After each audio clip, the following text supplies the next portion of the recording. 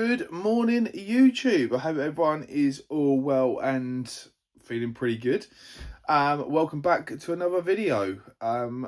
It is Monday today, and I'm going to run through what I'm doing regarding my push day, and sort of how training is going in and around dieting, and sort of prep, because I know for a lot of people that when they're going on a diet, whether that's for just a lifestyle perspective, holiday, photo shoot, etc., that they often can justify, I guess, a bit of a decline in training performance because they're going to have less energy, being on less food, etc., etc.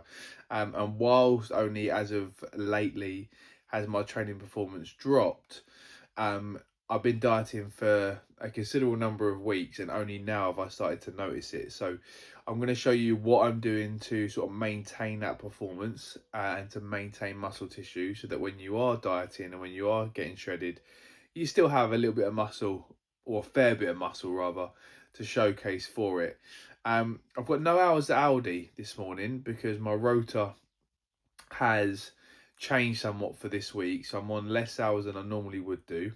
Might be a budgeting issue, I don't know, but it will be made up across the month anyway, so it's not disastrous. But it just means that I'm not starting the week stacking shelves. I've still kept my usual routine, hence why I'm still up really early. But the reason being for that is, one, I've still got a fair bit of work to do in terms of some client check-ins and content, etc., etc.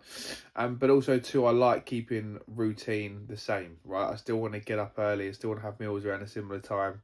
I still want my body to be in somewhat of a similar routine, even though what I'm doing within that routine is somewhat different, because tomorrow's gonna be like a normal day. So I don't really want to sleep in, meals be all over the place in terms of timings, digestion be affected, etc. I want to keep things pretty consistent. So we're going to hit the gym after meal one, which is going to be a pre-workout meal, and then my usual bagels that you might see me eat first thing in the morning will be post-workout essentially. And plus I need to pick up some bacon, and the shops don't open till 8, so no reason for doing that. So we've got obviously the nice tried and tested rice cakes, which I have all the time. And the reason for these rice cakes as a pre-workout meal is because of the fact that it's fast releasing carbohydrates. So that means that it'll get into my body pretty quickly. So the sugars from the jam and the honey will get into my body pretty quickly. And rice cakes are obviously quite light, so they're not going to sit heavy in my stomach. They're not going to be making me feel bloated or, sluggish when I'm in the gym. Body will digest them pretty quickly. So I'll have these between sort of 30 minutes to an hour before the workout, and just helps to get a little bit of a pump on as well. So this change of angle has just meant that I can see my reflection in the TV to see where the camera is, and maybe I've got some sort of tendencies that just get me distracted. But yeah, then I have my electrolytes in the morning as well, first thing, because body's obviously dehydrated from being asleep, so a lack of water in the system, and the electrolytes are a good way of just rehydrating the body, but also getting a large chunk of my water intake for the day in early doors. So if you're someone that looks for excuses to why you can't consume 2 litres of water per day, just drink a big chunk the moment you wake up.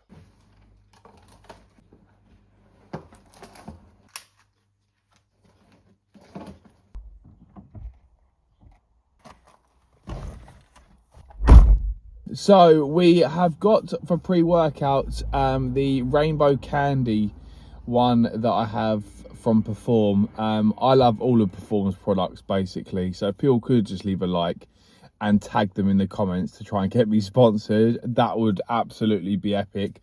Because yeah, I'm a massive fan of the Perform products, whether that's pre-workout, creatine, the hydration I had this morning, the protein powder.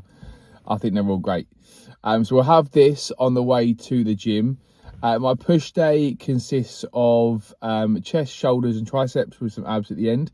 It's actually one of my lower volume sessions in terms of there aren't that many sets in comparison to pull day, legs, upper, lower, etc. So it's one of my shorter sessions. but it's still a good opportunity to get a good chest and shoulder pump on, and still look to hold, you know, relatively good numbers with regards to it. My training session has not changed for the last 30-40 weeks or so. So where people say they get bored of training, or, you know, they're not seeing any progress, but they're mixing up their sessions every single week or every 4 weeks, 6 weeks, etc., that is the very reason. Because I've kept things so consistent over time.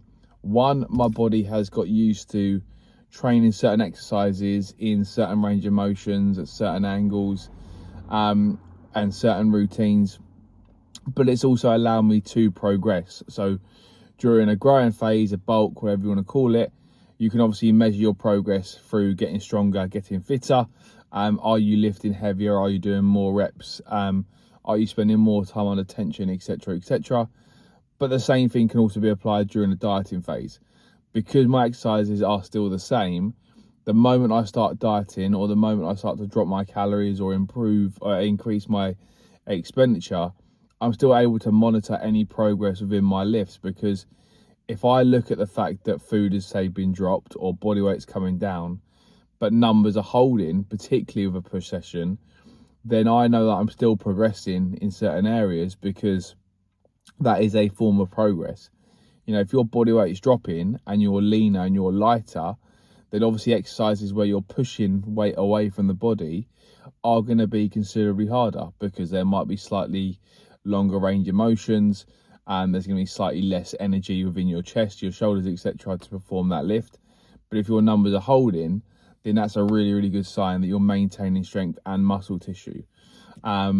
So always look at it that way. Progress isn't just monitored through lifting heavier or doing more reps and things like that. There are so many different ways to measure training performance. And one of the big things I'm a massive advocate for, and you'll see this within my session, is that your mindset and mentality going into your sets is so key. Where a lot of people just give themselves reasons for not having a great session because they're dieting, that is part of the reason you don't actually look any different when you bulk and cut, because you might well be losing a load of muscle mass through the fact that you're just not training hard enough.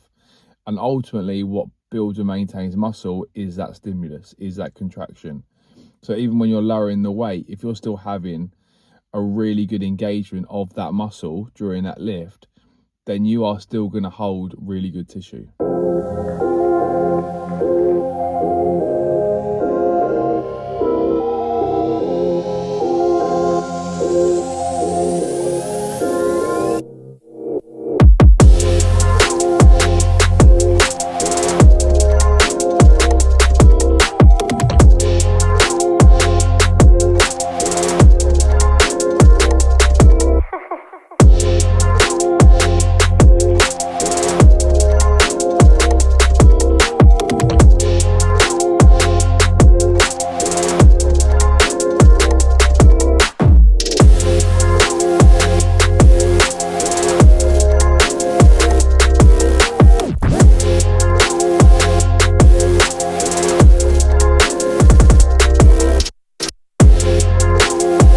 About half a rep to a rep down there on cuff laterals, so definitely well and truly in the stage of prep where numbers are on the way down. But as I said earlier, it's intensity that you need to focus on when it comes to your lifts, and that will maintain that tissue.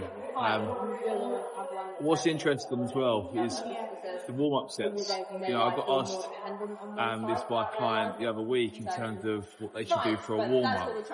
For me, when it comes to a warm-up, particularly when it's, you know, resistance training, lifting weights, walking on a treadmill for 10 minutes is all great to get blood flow around the body, but it's not warming up what you're about to hit, what you're about to target. So your warm-up sets should be essentially mirroring the movement you're about to do, getting your body primed for that particular movement. So for me, on a cuff lateral where I'm looking to hit the side delts, I need to make sure that I'm warming up the side delts, right? So that blood flow is in that particular area of the body. There's a little bit of a pump on, and my muscles know that we're about to lift heavy. So for me, I'll do a couple of reps building up to what my working set is. So for here, for example, on the cuff laterals, I do 3 sets. One is a lower rep range, set 2 slightly higher reps, and set 3 even higher reps for more volume. So obviously the weight's going to be lower the more reps that I do. But I will build up towards that working set so that when I go into that, I'm primed, I'm ready, right? Walking on the treadmill for 10 minutes and then going into, your working sets is going to do very, very little as a warm-up. It's just very, very basic PT stuff. You could just warm up on the treadmill for 10 minutes. It's just nonsense. Start lifting the weights, start doing the movement you're about to do. Get your body ready so you feel ready to lift heavy, and you'll have a far better set doing so.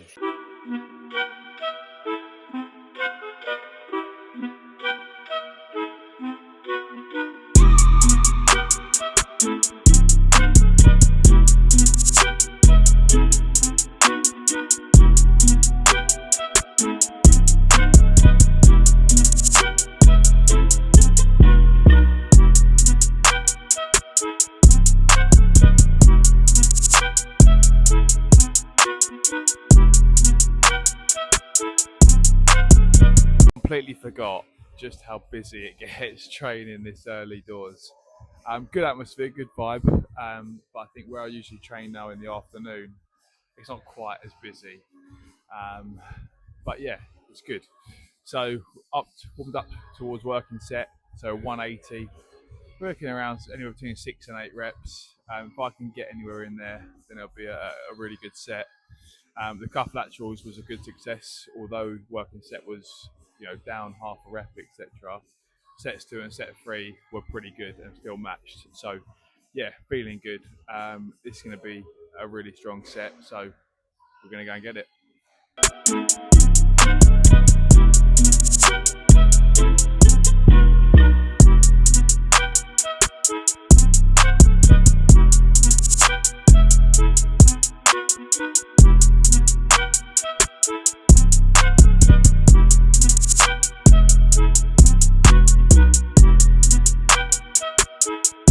So I was a little bit disappointed after that set, thinking I only got 6 reps, but I've looked back on my logbook from last week and I got 6 last week as well. So considering again that we're leaner from last week and lighter, that's not necessarily a bad thing.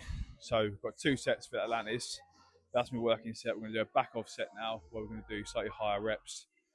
So sort of like 10, 12 reps. So what I'll do is I'll just drop the weight from 180 down to 150 to hit that rep range, get more blood flow to the upper part of the chest, and then we've got flat chest press, some pec flies, some more lateral raises but on the prime kit, and then some tricep and abs. So I'm going to run through that session and just provide any commentary that I think is going to be beneficial or significant with those lifts. But yeah, pretty happy.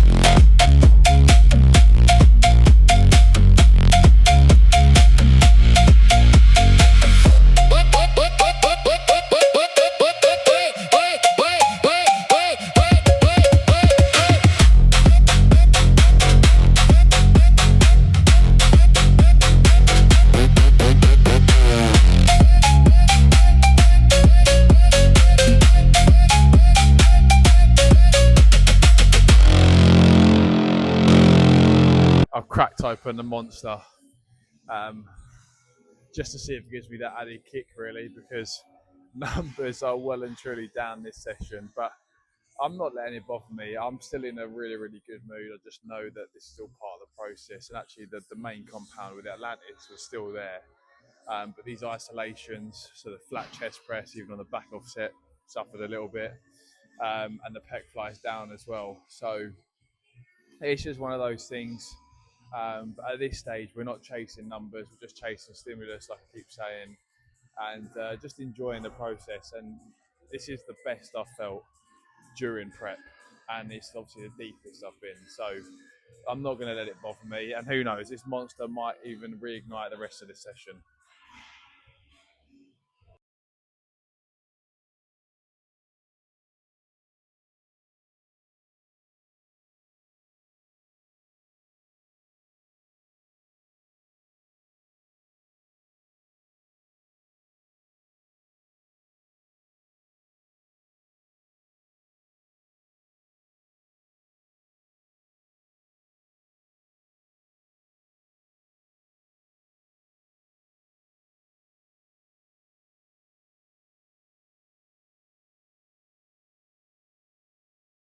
You'll notice from my sets as well that I'm keeping form as strict as possible during them. Again, when that tiredness and fatigue starts to kick in, it's so easy to start cheating your reps, start upping the tempo and the speed of them just to get them done as quickly as possible. Because the normal psychological state, I guess, of a human being is going, when this is tough, let me get over with as quickly as possible so I can recover. But that's where you're leaving gains on the table, jargon speak. You need to keep it as strict as possible, because when it starts to get tough and when you've got to push your body through those sets, that's when the real growth occurs. That's when that progress happens. It's not within the first couple of reps when it feels tough but manageable. It's those last few reps that you want it to be over with as quickly as possible. Maintain your form and technique, keep it as strict as possible, train to failure or close to failure as possible. Like that set there on the laterals, I did everything I could to get that 9th rep, but failed at half a rep. But again, that's absolutely fine because I pushed my body to the capacity that it was capable of for that set. And so I know that I couldn't have done any more. But if I just rushed it and did half reps or spammed a load of reps out just to get it done with, it's pointless. It's a waste of energy, and it becomes pretty much redundant. So, don't be a little bitch. Still train hard, and you'll get the rewards for it. But if you don't, then you won't. Run it up, check the scope, money talk, money mo. Yeah, main crew say they weed it, kicking down the door. Run it up, check the scope, money talk, money mo. What? Main crew say they weed it, kicking down the door. Let's go. And it's just the whole lane when I'm driving the machine. True vision, big dream, kingpin of the scene. King, they be talking on the net, I just count the green. Cash. From a phantom to a ghost, you know what I mean. Yeah. On a whole nother level. Let's get it. Endless chances that I took with the whole team. My team. Snake shedding they skin, see the fake gleam. Real balls new with off-white so clean. Rhyme with the heavy metal, make a big scene. Haters see me winning with my dogs and survive. Feed the haters alphabet letters, let them subscribe. Man, I had to play my moves right, give me my crown. Give me that fire. Now, the positive to not working at Aldi today means that I've not only got my workout in earlier, I've also had more time to do cardio, so I've ticked off half an hour this morning as well. And it also means I can get my client check-ins done slightly earlier, because usually when I finish at 12, I then go and train. The check-ins are done later on in the afternoon, but as it's still early morning, I can get my clients their feedback out a lot earlier, which I'm always pleased about as a coach. We have got our next meal, which looks a lot nicer in person than it does on the camera.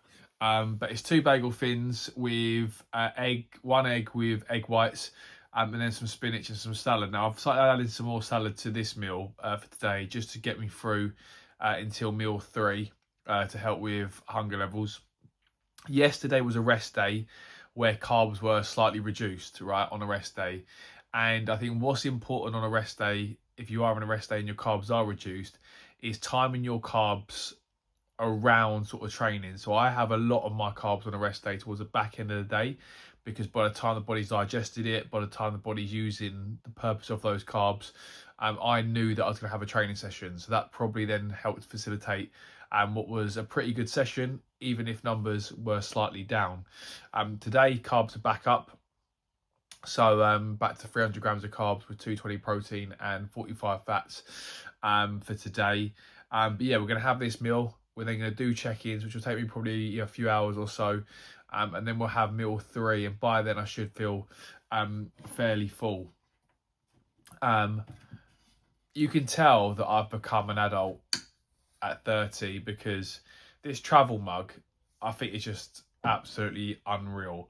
I'm not even traveling anywhere. I'm sat in my home, but because it keeps it warmer for longer, it's even better in my eyes.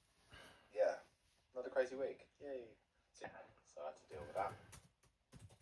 From London, I have been sent for 48 hours. Dun dun dun. I got an electron driving test on Wednesday.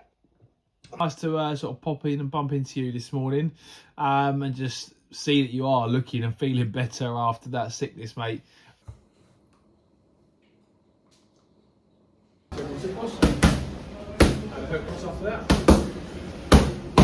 Good, and again. Good, again. Good, and up. And combination again. Keep switched on with the combo. You always forget.